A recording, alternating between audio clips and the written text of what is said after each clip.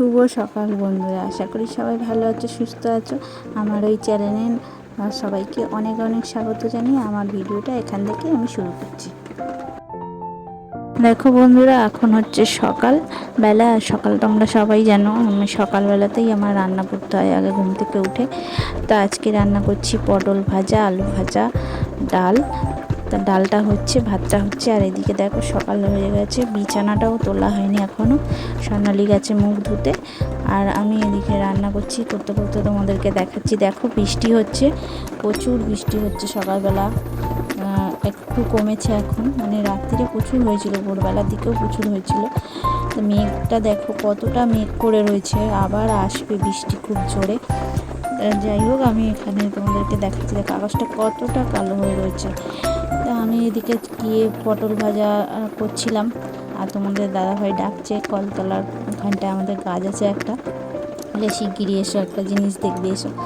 দুটো ছোট ছোট বাচ্চা বিড়াল গাছে উঠেছে, আর কিছুতেই লাফতে পারছে না, মানে ভয় পাচ্ছে। তো তোমাদের দাদাভাই বলছে আয় আয়, লাভিয়ে দিচ্ছি লাভিয়ে দিচ্ছি। সেও কেন আসবে। আর তারপরে অনেকক্ষণ পরে করে করে লেবে গেছিলো। আর স্বর্ণালী এদিকে আমার আজকের আটাটা মেখে দিয়েছে। বললাম শোনা, আজকে আটাটা মেখে দিবি? বললো যে ঠিক আছে মা, মেখে দিচ্ছি। ওর পড়া কম ছিল, তাই জন্য মেখে দিয়েছে। আর আজকে ওদের টিফিনে করে দিয়েছি ডিম ভাজা। আমাদের দাদাভাইকে একটা ডিম ভাজা রুটি দিয়েছি, আর মেয়েকে স্বর্ণালীকেও একটা ডিম ভাজা রুটি দিয়েছি। ওরা চলে গেছে সবাই, আর আমি এদিকে একটু চা করছি। চা করে তারপরে খাবো। সকাল থেকে কিছুই খাওয়া হয় না, মানে মাঝে সাঝে তাও চা করে খাই, আজকে কিছুই খাওয়া হয়নি। দাদাভাই যদি বলে সকালে উঠে চা খাবো, তাহলে খাই, নাহলে খাওয়াই আমার টিফিন। আর এদিকে ভাত তরকারি সব হয়ে গেছে, বাড়িতে কেউ নেই, সবাই চলে গেছে। মেয়ে সোনালি গেছে স্কুলে, আর দাদাভাই গেছে কাজে। চলো তাহলে এটা খেয়ে নেই।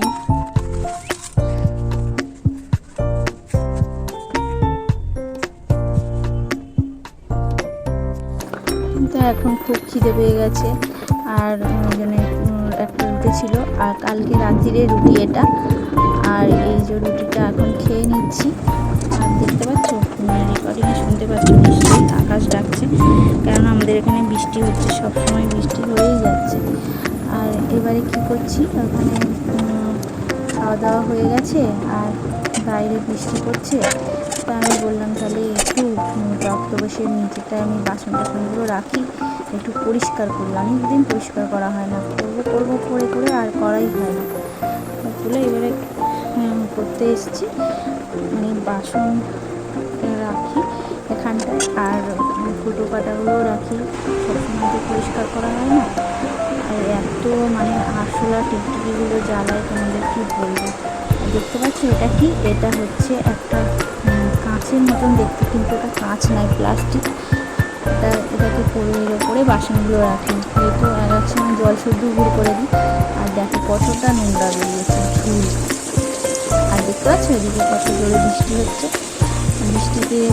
বৃষ্টিতে ভিজবো, ততক্ষণ একটু কাজটা করে নিই। আর তক্তপোষের নিচটায় ঢুকতে গেলে প্রচুর মাথায় লাগে, আর এমনিতে ঘাড়ে ব্যথা, জানো তোমরা, তাও কিছু করার নেই। মানে ঢুকলে একটু কষ্ট হয়, ঘাড়টা ব্যথা করে।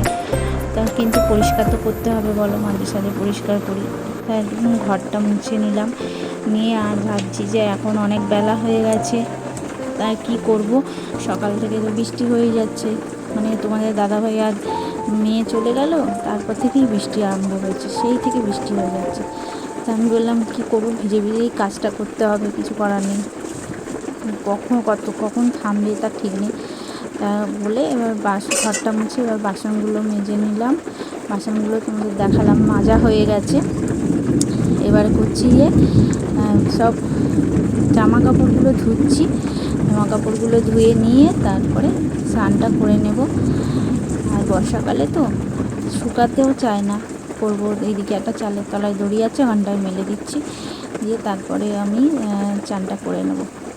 নাতা টাতাগুলো সব ধুয়ে পরিষ্কার করে, মানে একেবারে জলের কাজ সব সেরে নিচ্ছি, নিয়ে তারপরে ঘরে ঢুকবো। দুপুরের খাবার বাসনগুলো পরে মেজে নিলেই হয়ে যাবে। তাই কলতলাটাও সেই কি বলবো, নোংরা পড়ে, নোংরা হয়ে আর কি বলবো। কতবার যে ধুতে হয় তার ঠিক নেই। তো চলো এবারে চানটা করে নিই। চান হয়ে গেছে, চানটা করে নিয়ে ঠাকুর পুজো দিয়ে দিয়েছি, দিয়ে এবার ভাত খেতে চলে এসেছি। খুব খিদে পেয়ে গেছে, এখন বাজে তোমার 2:30 বাজে, আর আমার খুব খিদে পেয়ে গেছে। তাই আমি বলি আগে খেয়ে নিই। খেয়ে টেয়ে নিয়ে একটু শুয়েছিলাম। তারপর স্বর্ণালী স্কুল থেকে এলো, আসার পরে ও আবার পড়তে চলে গেল। বৃষ্টি হচ্ছে তার ভিতরেই পড়তে চলে গেল। আলুটা সিদ্ধ হয়ে গেছে, আর এদিকে হচ্ছে চপ কেটে রেখেছি, এই যে পিস পিস করে আলুর চপ।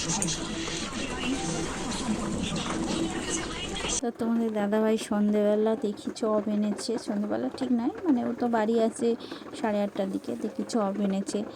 আর সবার জন্য 2টো করে চপ এনেছে। আর স্বর্ণালী তো আজকে পড়তে গেছে, ও বাড়ি আসবে সেই 9:30টার সময়। তখন যদি চপ খায় তাহলে তো আর কিছু খেতে পারবে না।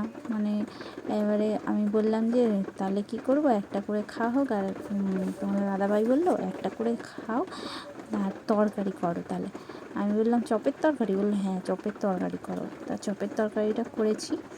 দেখো এতে আলু দিয়েছি, আর সামান্য 2 কোয়া রসুন দিয়েছি, আর পেঁয়াজ দিয়েছি একটু, দিয়ে আর আলু দিয়ে আর চপ দিয়ে এই তরকারিটা করছি। দেখো তরকারিটা কত সুন্দর কালারফুল দেখতে হয়েছে। মানে চপের তরকারি তো আমি কোনোদিন খাইনি, এখানেই প্রথমবার করলাম। তা খেতে খুবই টেস্টি হয়েছিল, এত সুন্দর হয়েছিল খেতে, তোমাদের কি বলবো। আমার মেয়েরও খুব ভালো লেগেছে, তোমার দাদা ভাইয়েরও খুব ভালো লেগেছে, মানে খুব ভালো লেগেছে। তোমরা করে খেয়ে দেখো। আর ঘরেতে কোনো সবজি ছিল না, ভেবেছিলাম তো আলুর তরকারি করবো। তা তোমার দাদাভাই বললো ওতে একটু চপ দিয়ে দাও, তাহলে টেস্টি হবে। তো সত্যি টেস্টি হয়েছিল খেতে, মানে কি বলবো, এত সুন্দর খেতে হয়েছিল। করে দেখো। ভিডিওটা আমি আর বড় করছি না, এখানেই রেখে দিচ্ছি। সবার ভালো লাগলে প্লিজ লাইক করো, সাবস্ক্রাইব করো। সবাই ভালো থেকো, সুস্থ থেকো।